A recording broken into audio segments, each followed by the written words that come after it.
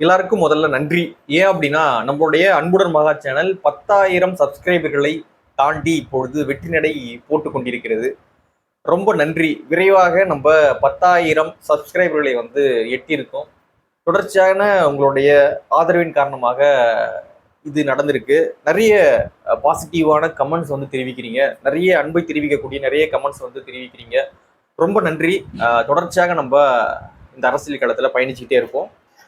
இன்னைக்கு என்ன கண்டென்ட் அப்படின்னு பார்த்தீங்கன்னா, அதுக்கு குறிப்பாக நம்ம சப்ஸ்கிரைப் பண்ணிட்டுங்க. நிறைய பேர் சப்ஸ்கிரைப் பண்ணாமல் பார்க்குறீங்க அப்படின்னு சொல்லிட்டு அனலிட்டிக்ஸ் சொல்லுது. ஸோ அதனால் சப்ஸ்கிரைப் பண்ணிட்டு சேனலை பாருங்கள். பண்ணலாலும் பாருங்கள், ஒன்றும் பிரச்சனை கிடையாது. சும்மா ஒன்று சொல்லணும் இல்லையா, எல்லாரும் சொல்கிறாங்க எல்லா சேனல்லையும். அதனால் நம்மளும் ஒன்று சொல்லணும் இல்லையா, அதனால சொல்கிறேன். ரொம்ப நன்றி. இன்னைக்கு நம்ம ரெண்டு விஷயங்களை பார்க்க போறோம். என்ன விஷயம் அப்படின்னு பார்த்தீங்கன்னா, திமுக மக்களை எப்படி அப்பட்டமாக ஏமாத்தும். முதல்ல இவ்வளோ சோசியல் மீடியாஸ் கிடையாது, இவ்வளோ இன்டர்நெட் ஃபெசிலிட்டிஸ் கிடையாது. மக்களுடைய உள்ளங்கையில் அன்னைக்கு உலகம் இல்லை. அன்னைக்கு காலகட்டத்தில் அதெல்லாம் பண்ணாங்க அப்படின்றது வேற. ஆனால் இன்னைக்கு காலகட்டத்திலையும் அதை தொடர்ச்சியாக கன்டினியூ பண்றாங்க இல்லையா. ஸோ அது திமுகவால் மட்டும்தான் முடியும். தொடர்ச்சியாக பலரும் திமுகவை எக்ஸ்போஸ் பண்ணாலும், அவங்களும் எக்ஸ்போஸ் ஆனாலும் இதை விடாம தொடர்ந்து மக்களை எப்படியாவது முட்டாள் ஆக்க முடியுமான்னு பார்த்துக்கிட்டு செஞ்சுக்கிட்டே இருக்காங்க. அதற்கு ரெண்டு உதாரணங்களை இன்னைக்கு நம்ம சொல்லலாம். இன்னைக்கு நடந்திருக்கக்கூடிய ரெண்டு உதாரணங்களை நம்ம அதுக்கு எடுத்துக்காட்டா காட்டலாம். திமுகவுடைய நம்பகத்தன்மை குறித்து நம்ம ரெண்டு விஷயங்களை இன்னைக்கு பார்க்கலாம். முதலாவது விஷயம் என்ன அப்படின்னு பார்த்தீங்கன்னா, உங்களுடன் ஸ்டாலின் அப்படின்னு சொல்லிட்டு ஸ்டாலின் அவர்கள் சில தினங்களுக்கு முன்பாக ஒரு திட்டத்தை தொடங்கினாரு. அதாவது ஒரு ஊர்ல ஒரு இடத்துல ஒரு கேம்ப் போடுவாங்க. அந்த கேம்ப்ல நிறைய அரசு ஊழியர்கள் இருப்பாங்க. நிறைய துறை சார்ந்த அரசு ஊழியர்கள் இருப்பாங்க. அங்க நீங்க போயிட்டு உங்களுடைய குறைகள், நீண்ட நாள் குறைகள் அல்லது உங்களுக்கு விரைவாக ஏதாவது காரியம் ஆகணும் அப்படின்னா அந்த விஷயங்கள் குறித்து மனுக்கள் இப்படிலாம் கொடுத்தீங்க அப்படின்னா விரைவாக உங்களுடைய அந்த கோரிக்கைகள்லாம் நிறைவேற்றப்படும். உங்களுடன் ஸ்டாலின் அப்படின்ற ஒரு முகாம, ஒரு சிறப்பு திட்டத்தை ஸ்டாலின் அவர்கள் தொடங்கி வைத்திருந்தாங்க. அந்த திட்டம் தமிழ்நாடு முழுக்க இப்பொழுது நடந்துகிட்டு இருக்கு. இப்போ என்ன கேள்வி அந்த திட்டம் தொடங்கும் போது எழுந்துச்சு அப்படின்னு பாத்தீங்கன்னா, ஆட்சி முடிய இன்னும் 7-8 மாதங்கள் தான் இருக்கு. இப்பொழுது உங்களுடன் ஸ்டாலின் அப்படின்ற இந்த திட்டத்தை தொடங்கி வைக்கிறீங்க. நீங்க ஆட்சிக்கு வந்த போதுல இருந்து இந்த 4 வருஷம் நீங்க என்ன பண்ணிட்டு இருந்தீங்க? நீங்க ஆட்சிக்கு வந்த பொழுது ஒரு 2-3 மாசம் கழிச்சு இந்த உங்களுடன் ஸ்டாலின் திட்டத்தை தொடங்கி வச்சிருந்தீங்க அப்படின்னா, நீங்க மக்கள் சார்ந்து சிந்திக்கிறீங்க. மக்கள் ரொம்ப ஸ்ட்ரகிள் ஆகிடக்கூடாது. அரசாங்கம் சார்ந்து அரசாங்க தரப்புல இருந்து மக்களுக்கு பெரிய ஸ்ட்ரகிள் ஏற்பட்டுறக்கூடாது. அவங்களுடைய அந்த சான்றிதழ்கள்லாம் விரைவாக அவங்களுக்கு கிடைக்கணும் அப்படின்ற எண்ணம்லாம் உங்களுக்கு இருந்தது அப்படின்னா, நீங்க என்ன பண்ணிருப்பீங்க? ஆட்சிக்கு வந்த உடனே இந்த விஷயங்கள், இந்த திட்டங்கள்லாம் செயல்படுத்தி மக்களுக்கு விரைவாக எல்லா ஆவணங்களும் கிடைக்கும் வகையில நீங்க வழிவகையை செய்திருப்பீங்க. ஆனா இப்ப என்னன்னா, ஆட்சி முடிய 7-8 மாதங்கள் இருக்கும் பொழுது ஒரு எலெக்ஷன் ப்ரொபகண்டா மாதிரி உங்களுடன் ஸ்டாலின் அப்படின்ற ஒரு திட்டத்தை தொடங்கி அதை பிரபலம் அடைய வைக்க நிறைய விளம்பரங்கள் இதெல்லாம் இப்பொழுது பண்ணிக்கிட்டு இருக்கீங்க. இப்போ என்ன கேள்வி அப்படின்னா, சரி இதைதான் பண்றீங்க, இதையாச்சும் ஒழுங்கா பண்றீங்களா அப்படின்னு கேட்டீங்கன்னா, அதுலயும் பல குறைபாடுகள் இருக்கு அப்படின்றது பல இடங்கள்ல வந்துகிட்டு இருக்கு. இன்னைக்கு ஹைலைட்டாக என்ன வந்திருக்கு அப்படின்னு பாத்தீங்கன்னா, சிவகங்கை மாவட்டத்துல வைகை ஆற்றுல இந்த உங்களுடன் ஸ்டாலின் திட்டத்தின் மூலமாக கொடுக்கப்பட்ட மனுக்கள்லாம் ஆத்துல அடிச்சு வந்துகிட்டு இருக்கு. அங்க காலையில 2 இளைஞர்கள் போயிருக்காங்க. என்ன இது, ஏதோ பேப்பர் வந்திருக்கு அப்படின்னு பார்க்கும்பொழுது பக்கத்துல ஏதோ கவர்மெண்ட் ஸ்கூல் இருக்கான். ஸோ அந்த பசங்க எதனா பேப்பர் விட்டாங்களா இதுல, என்ன இது அப்படின்னு இறங்கி பார்க்கும்பொழுது ஃபுல்லா உங்களுடன் ஸ்டாலின் திட்டத்தின் கீழே கொடுக்கப்பட்ட மனுக்கள் எல்லாம் அந்த ஆத்துல அடிச்சுக்கிட்டு வந்துகிட்டு இருக்கான். எவ்வளவு பெரிய அவலம். மக்கள் அரசாங்கத்துக்கிட்ட நீங்க குறைய தீர்த்துருவீங்க அப்படின்னு சொல்லிட்டு மனு எழுதி கொண்டு கொடுக்குறான். அந்த மனுவின் மீது நீங்க நடவடிக்கை எடுக்கல அப்படின்னாலும் பரவாயில்ல, அது காலங்காலமா நடந்துகிட்டு இருக்கு இல்லையா. ஸோ அது ஒன்றும் பிரச்சனை கிடையாது. ஆனா அதை அலட்சியப்படுத்தும் விதமாக அதை ஆத்துல விட்டுருக்காங்க பார்த்தீங்களா. எவ்வளவு ஒரு மோசமான ஒரு கவர்னன்ஸ் நடத்திக்கிட்டு இருந்தாங்கன்னா, அந்த மனுக்கள் ஏதோ சாதாரண மனு வந்தா பரவாயில்ல, இந்த திட்டம் எவ்வளவு முக்கியமானது அப்படின்றது கவர்மெண்ட்டுக்கும் தெரியும், அரசு ஊழியர்களுக்கும் தெரியும்.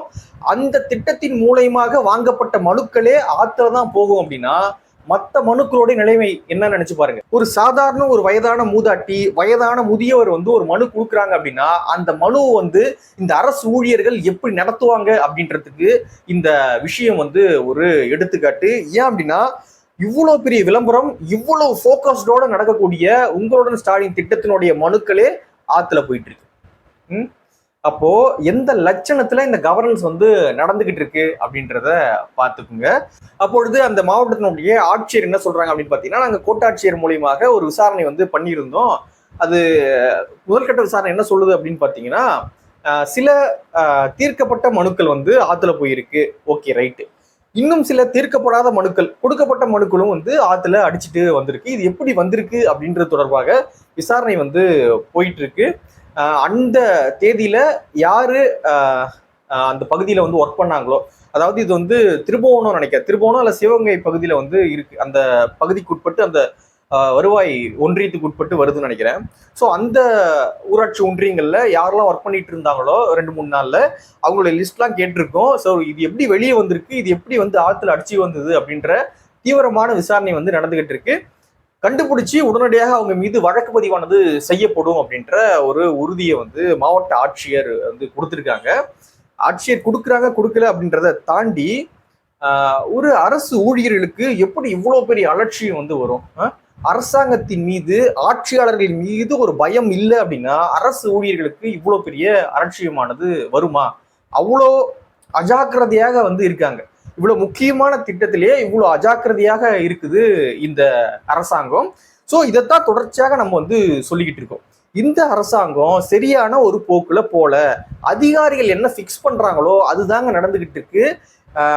திமுகவுடைய அமைச்சர்களோ மற்ற முதன்மையான ஸ்டாலின் போன்ற, உதயநிதி ஸ்டாலின் போன்ற முதல்வர்கள், துணை முதல்வர்களுடைய கட்டுப்பாட்டுல இது இல்லைங்க நிறைய பத்திரிகையாளர்கள் வந்து சொல்லிக்கிட்டே இருக்காங்க. அவங்க இதெல்லாம் பாக்குறதே கிடையாதுங்க அப்படின்றது, அவங்களுடைய போக்கஸ் எல்லாம் வேற உள்ளத்துல இருக்கு.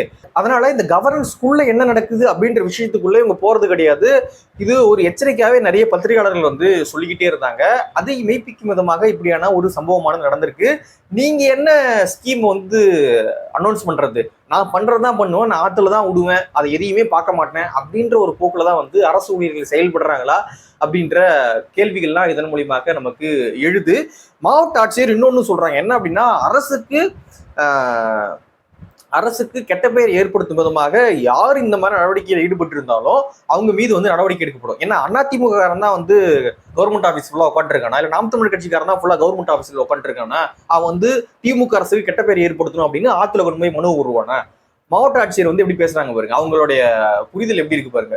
அரசுக்கு கெட்ட பெயர் ஏற்படுத்தும் விதமாக யார் இப்படி செய்திருந்தாலும், ஆமா அதிமுக காரன் தான் எல்லா கவர்மெண்ட் ஆஃபீஸ்ல உட்காந்துருக்கான், நாம் தமிழ் கட்சிக்காரன் தான் உட்காந்துருக்கான், தாவேக்காரன் தான் உட்காந்துருக்கான், அவன் தான் கொண்டு வந்து திமுக அரசு கெட்ட பெயர் ஏற்படுத்தலாம் அப்படின்னு சொல்லிட்டு எல்லா மனுவையும் ஆத்துல விட்டான்.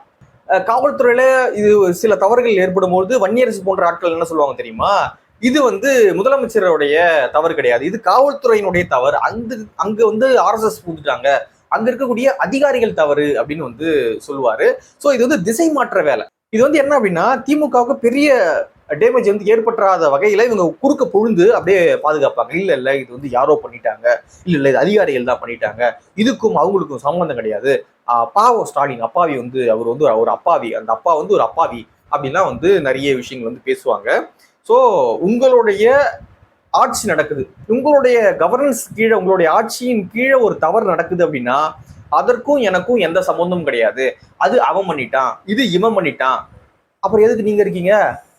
இல்ல இறங்கி போயிடுங்க, அதான் அவன் பண்றான், அப்புறம் எதுக்கு நீங்க இருக்கீங்க? கரெக்டா கேள்வி கரெக்டா இருக்கா இல்லையா? அவன் பண்ணுவான், இவன் பண்ணுவான், அவன் பண்ணுவான், அப்ப நீங்க என்ன பண்ணுவீங்க?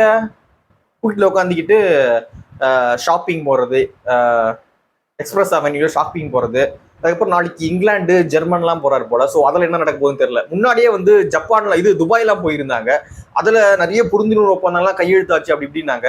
எவ்வளவு முதலீடாக தமிழ்நாட்டுக்கு வந்துச்சு அப்படின்னு ஒரு வெள்ளை அறிக்கை கேட்டா அது கொடுக்க முடியல. நாளைக்கு திரும்ப ஸ்டாலின் அவர்கள் ஜெர்மன், இங்கிலாந்துலாம் வந்து போய் முதலீடுகளை ஈர்க்க போறாராம். சரி, அதுல என்ன நடக்க போகுது, என்ன எது அப்படின்றது நமக்கு தெரியல.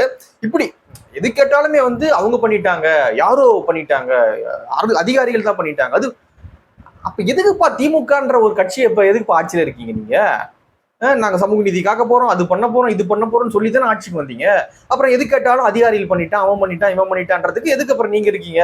இறங்கி போயிடுங்க தயவு செய்து அப்படின்னு மக்கள் சொல்லிட போறாங்க அப்படின்றத நான் இங்க பதிவு பண்ண விரும்புறேன்.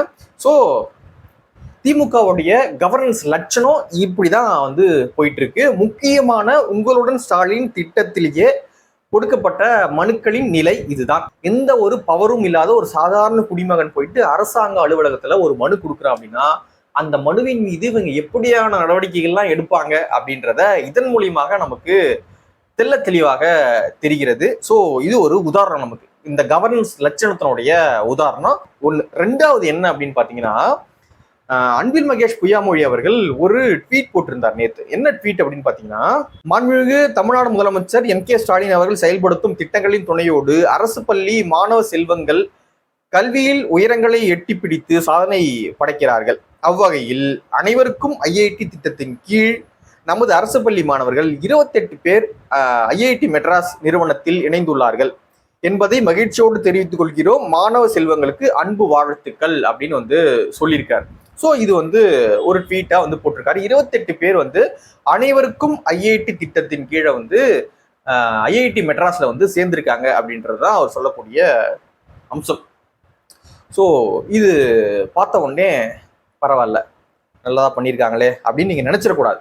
28 பேர் IITயில் சேர்ந்திருக்காங்க, தமிழ்நாட்டினுடைய அரசு பள்ளியில படிச்ச மாணவர்கள் அப்படின்றத நீங்க ரொம்ப மகிழ்ச்சியோட அதை வந்து எடுத்துக்கூடாது. இது கூட நீங்க ஆராய்ச்சி பார்க்கணும். ஆராய்ச்சி பார்த்தா மட்டும்தான் இதனுடைய லட்சணம் என்ன, உண்மைத்தன்மை என்ன அப்படின்றது நமக்கு தெளிவாக தெரியும். அதை வந்து அன்புமணி ராமதாஸ் அவர்கள் 2 பக்க அறிக்கையில அக்கு வேற ஆணி வேறையா இவங்களுடைய முகத்திரைய அப்படியே கிழிச்சு வந்து எடுத்திருக்காரு. என்ன சொல்றாரு அப்படின்றத மட்டும் இங்க நான் படிச்சிடுறேன்.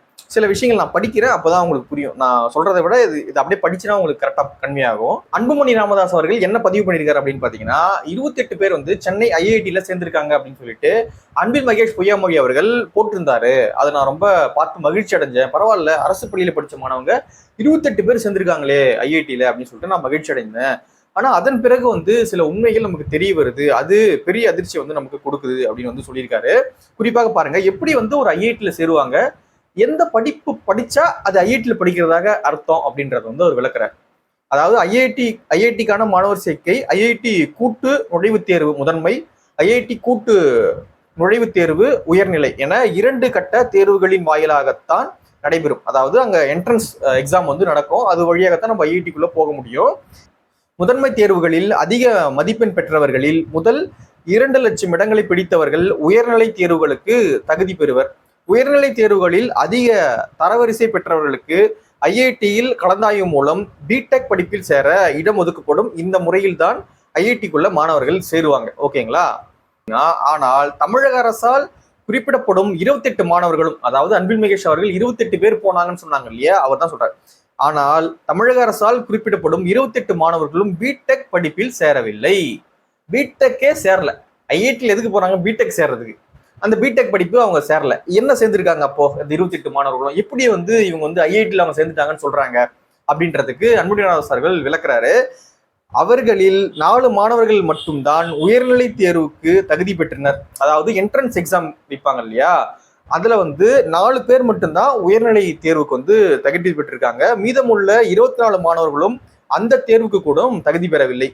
இந்த 28 மாணவர்களில் 25 பேர் வந்து சென்னை IITயால் தனிப்பட்ட முறையில் நடத்தப்படும் BS டேட்டா சயின்ஸ் படிப்பிலும், மீதமுள்ள 3 மாணவர்கள் BS எலக்ட்ரானிக்ஸ் சிஸ்டம் படிப்பிலும் தான் சேர்ந்துள்ளனர். இவை IIT பட்டப்படிப்பு என்ற வரம்புக்குள் வராது. IITல பிடெக் இந்த என்ட்ரன்ஸ் எக்ஸாம் மூலியமாக நீங்க பிடெக் போய் சேர்ந்தா அது வந்து அதுக்குள்ள வரும், IIT படிப்புக்குள்ள வரும். ஆனா IIT மூலியமாக தனிப்பட்ட முறையில் நடத்தப்படக்கூடிய வேற ஒரு படிப்பது, அதாவது BS data science, BS electronics system இப்படின்ற இந்த 2 படிப்பு இருக்கு.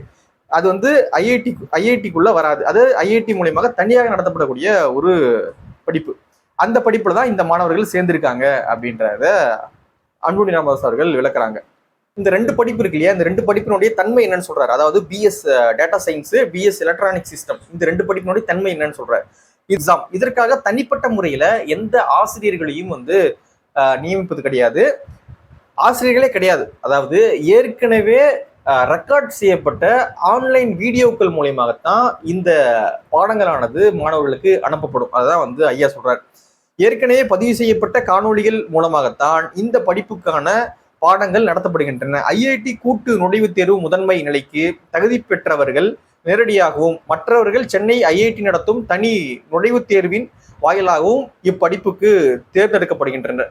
தனி நுழைவுத் தேர்வில் பட்டியலினத்தவர் மாற்றுத்திறனாளிகள் 30%, ஓபிசி பிரிவினர் 35%, பொதுப்பிரிவினர் 40% மதிப்பெண் பெற்றாலே இந்த படிப்பில் எளிதாக சேர்ந்து விட முடியும் அப்படின்றத சொல்றாரு. இந்த படிப்புக்கு, இந்த பிஎஸ் அப்படின்ற இந்த படிப்புக்கு, இந்த பிஎஸ்ல தான் வந்து இந்த 28 மாணவர்களும் சேர்ந்திருக்காங்க அப்படின்றது உண்மை. ஆனா இவங்க ஐஐடியில சேர்ந்துட்டாங்க அப்படின்னு சொல்லிட்டு தமிழ்நாடு அரசு ஒரு தம்பட்டம் அடிச்சுக்கிறாங்க. இந்த பிஎஸ்னுடைய சிஸ்டம் என்ன அப்படின்றது ராமதாஸ் அவர்கள் சொல்றாரு. இந்த பிஎஸ் அப்படின்றது வந்து எந்த ஆசிரியர் கொண்டும் நடத்தப்படுறது கிடையாது. அது ஆன்லைன் மூலியமாக நடத்தப்படுது. ஆன்லைன்லயுமே வந்து ஏற்கனவே ரெக்கார்ட் செஞ்ச வீடியோ மூலியமாகத்தான் வந்து அதை நடத்துறாங்க அப்படின்றத வந்து ஒரு வீடியோ அமைச்சிருவாங்க, அதை பார்த்து நீங்க படிச்சுக்க வேண்டியதுதான் அப்படின்றதான் இதனுடைய சிஸ்டமாக இருக்கு. ஸோ இது ரொம்ப ஈஸியான ஒரு தேர்வு, இது ஒரு ஈஸியான ஒரு படிப்பு, இதில் யாரு வேணா சேரலாம் அப்படின்றத வந்து அவர் அடுத்தடுத்து சொல்றாரு. ஐஐடிகள் மூலம் வழங்கப்படும் பிடெக் படிப்பில் சேர பல்வேறு நிபந்தனைகளும் கட்டுப்பாடுகளும் விதிக்கப்பட்டுள்ள நிலையில் பிஎஸ் படிப்புக்கு அத்தகைய நிபந்தனைகளோ கட்டுப்பாடுகளோ கிடையாது. உலகின் எந்த மூலையில் வாழ்பவர்களும் 17 முதல் 81 வயது வரையான அனைத்து வயது பிரிவினரும் இந்த படிப்பில் சேர முடியும். இன்றைய நிலையில் சென்னை ஐஐடியில்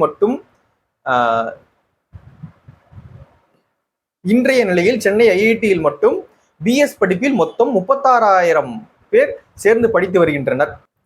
அவர்களின் 20,000க்கும் மேற்பட்டோர் வேறு ஏதும் ஒரு படிப்பை வேறு ஒரு கல்லூரியில் முழு நேரமாக படித்து கொண்டு இந்த படிப்பை பகுதி நேரமாக படித்து வருகின்றனர். 3,000க்கும் மேற்பட்டோர் பணி செய்து கொண்டே இந்த படிப்பை படித்து வருகின்றனர். இத்தகைய சாதாரண படிப்பில் சேர்ந்த மாணவர்களைத்தான் சென்னை ஐஐடியில் வழக்கமான படிப்பில் சேர்த்து விட்டதை போன்று மாய தோற்றத்தை ஏற்படுத்த திமுக முயல்கிறது அப்படின்றத வந்து சொல்லியிருக்காரு. அட பாவீங்களா, சாதாரண ஒரு ஐஐடி ஒரு தனிப்பட்ட முறையில் நடத்தக்கூடிய ஒரு எக்ஸ்ட்ரா ஸ்கில் ஏற்படுத்தக்கூடிய ஒரு சாதாரண ஒரு படிப்புன்னு வச்சுங்களேன். அந்த படிப்புல யார் வேணா படிக்கலாம். அது வந்து வேலைக்கு போறவங்க, வேலைக்கு போகாதவங்க, வயசானவங்க, சின்ன பசங்க யார் வேணா படிக்கலாம். இன்னொன்று, இதைத்தான் நேற்றுலேருந்து ஒட்டிக்கிட்டு இருந்தீங்களா அப்படின்ற மாதிரி ராமதாஸ் அவர்கள் பிச்சு அந்த விஷயத்தை வந்து எடுத்திருக்காரு. ஸோ சாதாரண ஒரு படிப்புல அந்த மாணவர்கள் 28 பேர் சேர்ந்திருக்காங்க. ஆனா இவங்க ஐஐடியில அந்த மாணவர்கள்லாம் பிடெக் சேர்ந்த மாதிரி ஒரு பிட்டை போட்டு என்ன மாதிரியான ஒரு உருட்டி இருக்காங்க அப்படின்றத நீங்க பாத்துங்க. ஸோ இப்படிதான் நம்ம வந்து உள்ள போய் செக் பண்ணணும். ஏன்னா 28 பேர் ஐஐடியில் சேர்ந்திருக்கானா, அதுவும் இவங்க திட்டத்தின் மூலியமா சேர்ந்திருக்காங்களா, என்ன இது அப்படின்னு போய் பாத்தீங்க அப்படின்னா கண்டுபிடிச்சிடலாம். நீங்க சில இடங்கள்லாம் வந்து மாப்பிள்ளை துபாயில இருக்காரு அப்படின்னுவாங்க. ஓ, மாப்பிள்ளை துபாயில இருக்காரா அப்படின்னு நம்ம விட்டுறக்கூடாது. மாப்பிள்ளை துபாயில என்னங்க பண்றாரு அப்படின்னு கேட்கணும். அப்பதான் வந்து அங்க ஐடில ஒர்க் பண்றாரா இல்ல வேற என்ன பண்றாரா அப்படின்றத நம்ம கண்டுபிடிக்க முடியும். ஸோ அதே போலதான் இவங்க ஐஐடியில் 20 பேர் சேர்ந்தாங்க அப்படின்றத நம்ம நிறுத்திடக்கூடாது. என்னடா சேர்ந்தாங்க, என்ன படிப்புல சேர்ந்திருக்காங்க அப்படின்றத டீட்டெயில்ஸ் கேட்டீங்க அப்படின்னா கண்டுபிடிச்சிடலாம். இப்படி வெளிப்படையாக தெரியக்கூடிய விஷயங்கள்லயே இதான் நிலைமை அப்படின்னா ரொம்ப நம்மளால தேடி கண்டுபிடிக்க முடியாத விஷயங்கள்லாம் என்ன நடக்கும் அப்படின்றத நீங்களே உங்க யூகத்துக்கே நான் விட்டுடுறேன். ஒன்று மனு கொடுத்தா ஆத்துல போவோம், அப்படி இல்லைன்னா வேற ஏதோ படிப்பில் சேர்த்து விட்டு நாங்கள் ஐஐடியில் சேர்த்து விட்டோம் பார்த்தீங்களா அப்படின்னு வந்து தம்பட்டம் அடிச்சுப்பாங்க. ஸோ இது வந்து அவங்களோட இயல்பு. ஆனால் நம்ம புரிஞ்சுக்கிறது, நம்ம வந்து இதெல்லாம் வந்து அண்டர்ஸ்டாண்ட் பண்ணிக்கணும். ஓ இப்படிதானா அப்படின்றத நம்ம வந்து அண்டர்ஸ்டாண்ட் பண்ணிக்கணும். அதனால தான் நான் வந்து இந்த 2 விஷயத்தையும் வந்து நான் இங்கே சொல்லியிருக்கேன். உங்களுடைய கருத்து என்ன அப்படின்றத கீழே கமெண்ட்ல பதிவு பண்ணுங்க. நன்றி. சப்ஸ்கிரைப் பண்ணிடுங்க.